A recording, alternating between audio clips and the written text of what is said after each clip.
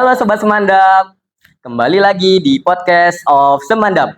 Bersama saya Guspan Hardi Onggoro yang akan menjadi host pada hari ini. Gimana nih kabar kalian hari ini? Semoga dimanapun kalian berada selalu dalam keadaan sehat dan bahagia ya. Kali ini kita kedatangan tamu yang spesial nih guys, yaitu Dr. Anissa Sulistiawati. Boleh disapa dulu Sobat Semandapnya Ibu? Halo. Oke, pernah nggak sih kita ngerasa capek, susah fokus, belajar, kurang tidur, atau bahkan stres karena sekolah? Tapi kita anggap itu hal biasa. Padahal hal-hal kecil seperti itu ternyata bisa berpengaruh sama kesehatan kita loh. Nah, di episode kali ini kita bakal ngobrol tentang remaja sehat sekolah hebat nih guys. Kita akan membahas lebih jauh tentang kesehatan remaja, kebiasaan yang sering disepelekan, kesehatan mental, dan sebagainya. Cara menjaga diri supaya tetap sehat selama menjalani masa sekolah. Bu, boleh nanya nih Bu? Boleh. Nih, menurut Ibu nih ya, apa masalah kesehatan yang paling sering dialami remaja saat ini nih Bu? Khususnya yang masih duduk di bangku sekolah nih Bu. Ya, oke. Jadi permasalahan kesehatan remaja pada saat ini cukup beragam ya. Bukan hanya penyakit fisik, tetapi juga dari kesehatan mental dan gaya hidup. Ya. Contohnya misalkan pola tidur yang kurang atau salah, pola makan yang salah. Selanjutnya terkait dengan stres, terus masalah berat badan, dan itu semua merupakan masalah kesehatan pada remaja. Jadi yang perlu kita tahu bahwa masa remaja ini masa yang perubahannya cepat ya, sehingga apa yang memang menjadi dasar kebiasaan dari dini ini akan menjadi potensi untuk masalah penyakit ke depannya. Seperti itu. Ngomong-ngomong soal mental sama stres nih Bu, biasanya remaja itu kayak hal apa sih yang ngalamin mereka stres gitu? Biasanya ada beberapa hal ya, kayak untuk masa sekarang kita menyebutnya generasi sekarang itu ada generasi Gen Z, Gen Alpha ya. Kalau mungkin remaja-remaja yang sekarang tuh masuknya generasi Gen Z ya. Gen Z, Bu. Banyak sekali faktor stres yang memang mempengaruhi para remaja. Di antaranya bukan hanya dari stres dalam lingkungan, bisa juga dari eksternal luar lingkungan. Seperti yang kita tahu, kita ini sekarang medsosnya gila-gilaan ya, dihadapkan dengan media sosial yang semua bisa mengakses terkait dengan pemberitaan apapun itu. Bisa juga mempengaruhi stres kita terkait dengan tuntutan akademis, itu pun bisa mempengaruhi stres kita. Tapi bagaimana kita bisa mengelola stres itu sendiri yang menjadi poin pentingnya untuk kesehatan mental kita sendiri. Seperti itu. Kalau boleh tahu contoh, kan ada poin internal sama eksternalnya ya Bu. Kalau boleh tahu contohnya apa sih Bu? Ya misalkan untuk masalah stres internal bisa dari lingkungan terdekat, lingkungan keluarga, dipicu oleh keakraban orang tua ya, bonding orang tua ke anak, ataupun sesama saudara, kakak atau adik itu sendiri. Kalau eksternal bisa dari luar lingkungan terdekat, dari sekolah, bullying, nah itu masyarakat, dari medsos itu masuk faktor eksternal. Oke, nih Bu, kan banyak banget nih remaja merasa dirinya itu sehat selama tidak sakit secara fisik nih Bu. Nah sebenarnya itu seperti apa sih ciri-ciri remaja yang benar-benar sehat, baik secara fisik maupun mental nih Bu? Oke, untuk remaja yang benar-benar sehat itu bukan yang tidak pernah sakit, tetapi remaja yang memang sehat secara fisik, sehat secara mental dan sosialnya. Jadi kita tahu bahwa kadang kita secara fisik bisa dikatakan sehat, tidak pernah ada keluhan apapun ya, tapi kita tidak pernah tahu secara mental apakah remaja itu sendiri sehat atau tidak, ataupun secara sosial apakah untuk para remaja itu masih bisa bergaul dengan baik, atau interaksi dengan sosialnya seperti apa, tingkat kepercayaan dirinya seperti apa. Nah itu juga menjadi faktor untuk kesehatan para remaja itu Oke. sendiri. Oke, kita lanjut nih ya, Bu.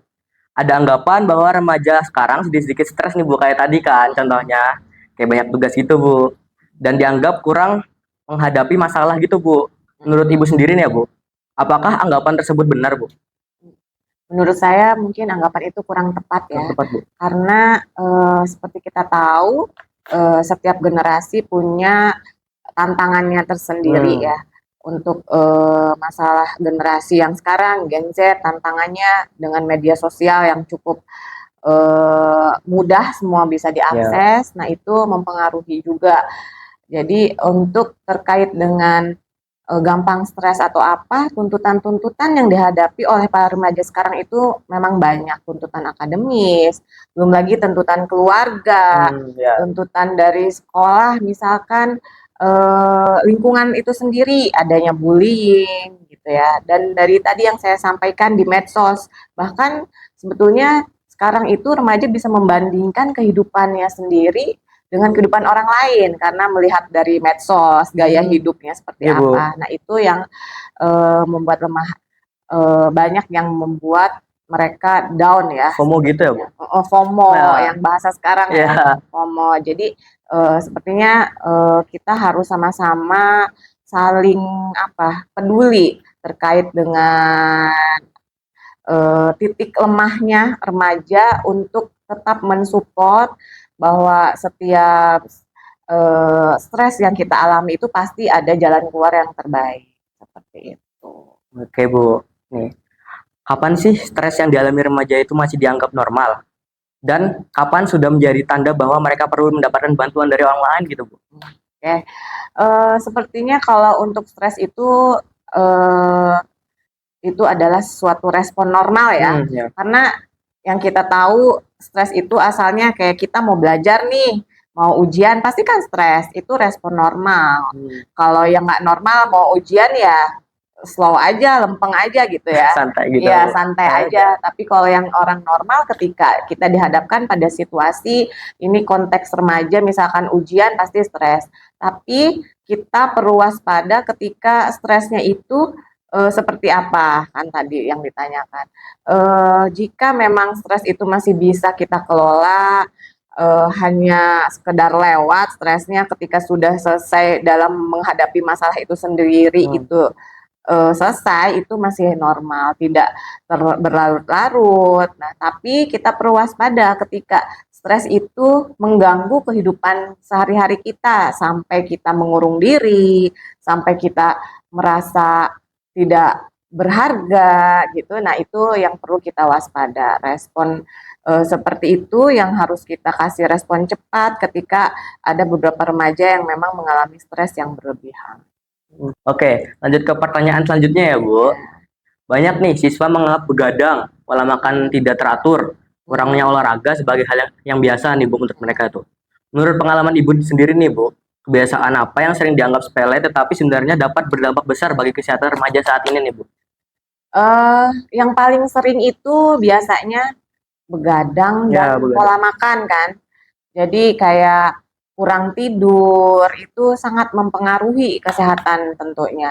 Lalu pola makan, seperti kita tahu zaman sekarang makannya asal ya. Iya, Bu. Banyak banget junk food, tuh makanan-makanan siap saji ataupun apapun itu yang memang tidak sesuai dengan nutrisi atau gizi yang harus diterima oleh remaja itu sendiri. Nah, itu hal-hal seperti itu yang mempengaruhi kesehatan tentunya. Dampaknya tidak langsung, tapi dampak kedepannya pasti terdampak untuk kesehatan remaja itu sendiri. Hormon ya, Bu? Iya, hormon yang memang seperti makanan-makanan siap saji itu sangat mempengaruhi hormon. Ketika kita sering memakan makanan siap saji, hormon kita juga tentunya akan tidak baik ya, tidak stabil. Nah, itu juga mempengaruhi masalah kesehatan. Begadang juga berarti sama capeknya juga, Bu. Iya, karena konsentrasi kan begadang itu menurunkan konsentrasi kita nanti pada saat menerima pembelajaran atau apa itu. Oke. Di era media sosial ini nih, Bu, yang tadi media sosial kan banyak banget dibahas tuh.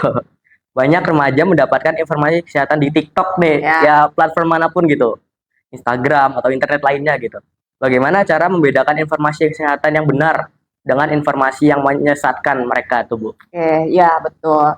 Saat ini kita sering dihadapkan pada ini ya, informasi-informasi Iya dari Bu. manapun, sumber manapun yang memang mudah sekali untuk kita akses. Eh, Anak sekarang paling sering itu TikTok, Ya, Instagram ya. benar. Jadi sebetulnya kita jangan terlalu langsung percaya terkait dengan informasi kesehatan yang diberikan di media sosial. Tentunya hal yang selalu kita harus lakukan mencari sumber ilmiah yang Hmm, sesuai.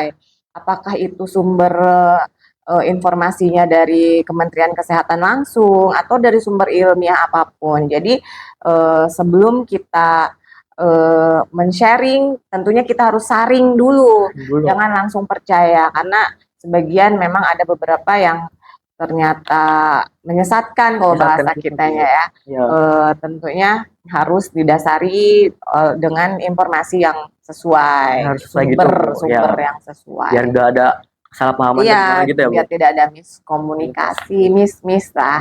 Ya, gitu, Bu. Oke. Selanjutnya nih ya, Bu. Banyak banget sih siswa yang makin berpikir nih, saya kan sehat nih, kenapa harus ikut screening gitu, Bu? Nah, ya, Ya, sebenarnya apa yang ingin diketahui atau ditemukan melalui screening nih, Bu, tentang kesehatan remaja? oke, ini yang harus digarisbawahi ya. Ya, Justru ketika kita merasa sehat, kita harus melakukan screening. Untuk hmm, apa? Untuk menilai tanda atau resiko yang ada dalam tubuh kita. Screening itu tidak hanya dilakukan untuk orang sakit. Kalau udah sakit ngapain di screening kan iya sih. seperti itu. Jadi ketika kita merasa sehat, ayo kita lakukan screening. Apakah ada potensial penyakit yang ada di dalam tubuh kita? Makanya seperti kita dari Puskesmas Iya, tentunya Bu. selalu mengadakan penjaringan anak sekolah itu untuk men-screening apakah ada penyakit diantaranya masalah kesehatan mata, gigi, jiwa, balik lagi mental Jiwa. lagi Ya, ya. mental aja, Bu. Karena sekarang itu memang banyak banget Ya. kasus-kasus terutama mental yang memang dialami oleh para remaja yang akhirnya eh, berdampak sangat besar terhadap eh, kedepannya Iya, Bu. seperti itu. Ya, oke. Kalau ada siswa yang melihat temannya mengalami masalah kesehatan fisik atau mental nih, Bu, apa tindakan pertama yang sebaiknya dilakukan dan apa yang justru harus dihindari nih, Bu? Oke, tentunya yang pertama harus dilakukan kita melakukan pendekatan terlebih dahulu sesama Ya, teman, menggali apa yang memang menjadi masalah kesehatannya dia. Misalkan tadi yang saya sampaikan di awal, kesehatan seseorang itu bukan hanya fisik tapi mental ya. Jadi kita lakukan pendekatan secara dalam dan tentunya hal yang tidak harus yang atau yang perlu dihindari itu mengintimidasi atau mengucilkan ataupun membuli ya. Kadang kita di lingkungan sekolah ini banyak juga dijumpai ketika ada yang mengalami gangguan kesehatan ya, langsung dikucilkan atau dibully atau apa. Nah, itu harus kita hindari. Tentunya mensupport temannya untuk ketika kita sudah melakukan pendekatan lebih dalam dan teman mau bercerita apa yang memang menjadi gangguan kesehatannya, tentunya nanti kita akan memberikan solusi kalau sebagai teman yang baik kan, solusi bagaimana untuk mengatasi gangguan kesehatan itu sendiri. Seperti itu. oke, Bu. Oke. Bagaimana peran lingkungan nih, terutama sekolah, orang tua, guru, dan teman sebaya, dan puskesmas sendiri nih, Bu, dalam menciptakan lingkungan yang mendukung remaja sehat agar bisa berprestasi nih, Bu? Oke, ini menarik ya, Ya, karena kesehatan remaja ya itu harus didukung oleh semuanya, bukan hanya menjadi beban si individu remaja itu sendiri. Jadi kesehatan remaja ini harus ada peran dari sekolah, ya, karena lingkungan keluarga kedua kita itu kan sekolah, sekolah, selain dari keluarga orang tua ya. ya, Jadi sekolah harus memberikan dukungan dari lingkungan yang sehat. Lingkungan yang sehat tentunya tempat belajar yang nyaman, sekolah kelasnya nyaman, terus teman-temannya juga yang nyaman secara interaksi, tidak ada bullying di sekolah itu karena mempengaruhi mental juga. Untuk itu untuk di sekolah kebersihannya harus dilihat, dan untuk di peran keluarga tentunya harus ada interaksi yang cukup dalam antara orang tua dan anak. Jadi Ya, Bu. si anak pun tidak ada apa namanya, sekat ataupun benteng ya untuk menceritakan semua yang memang dikeluhkan. Kadang banyak kita jumpai juga orang tua yang tidak begitu care ya terhadap Ya. anaknya. Ya, jadi anak pun mungkin tidak leluasa untuk bercerita karena kurang Benar. care seperti itu. Itu untuk orang tua ya. Jadi tetap harus ada bonding yang kuat antara orang tua dan anaknya. Lalu untuk peran dari Puskesmas, Bu. puskesmas itu Ya, sendiri, puskesmas. dari kesehatan tentunya puskesmas sebagai fungsinya promotif, preventif, dan kuratif. Kami selalu memberikan edukasi terkait dengan masalah-masalah kesehatan yang ada di remaja itu Ya. sendiri. Tentunya ada kegiatan-kegiatan juga dari puskesmas yang seperti adik-adik sudah terima ya.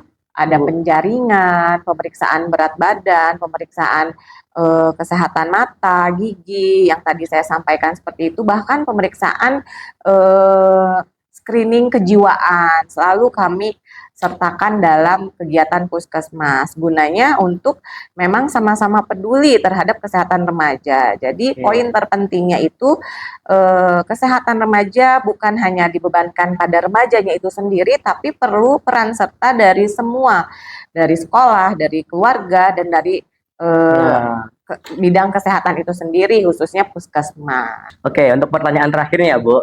Ada nggak sih pesan dan kesan Ibu terhadap remaja saat ini nih, Bu? Oke. Satu pesan ya untuk Ya. para remaja, jangan menunggu sakit untuk peduli pada kesehatan. Jagalah dirimu, jaga kesehatanmu, lalu memintalah bantuan ketika kamu sedang tidak baik-baik saja. Jaga kesehatan mentalmu dan tetap semangat, karena kesehatan remaja ini merupakan kesehatan untuk membangun lebih generasi, masa depan. ya, generasi baru gitu, Bu. Oke nih guys, dari pembahasan tadi dapat disimpulkan bahwa remaja sehat bukan hanya bebas dari penyakit, tetapi juga memiliki kesehatan mental yang baik dan pola hidup yang seimbang. Kebiasaan seperti cukup tidur, makan teratur, olahraga, dan kebijakan menggunakan media sosial yang penting untuk menjaga kesehatan. Selain itu, remaja tidak perlu malu untuk meminta bantuan ketika mengalami masalah. Dukungan dari keluarga, teman, sekolah, dan puskesmas sangat penting agar remaja dapat tumbuh sehat, percaya diri, dan berprestasi. Remaja sehat, sekolah hebat. Oke, Bu, tak terasa ya kita sudah berada di penghujung podcast pada hari ini. Oke, buat Ibu, terima kasih udah datang dan menyempatkan waktu untuk hadir di podcast kita. Oke, dan tak lupa berterima kasih kepada Sobat Semandap yang selalu setia menonton podcast kami. And see you guys, bye-bye.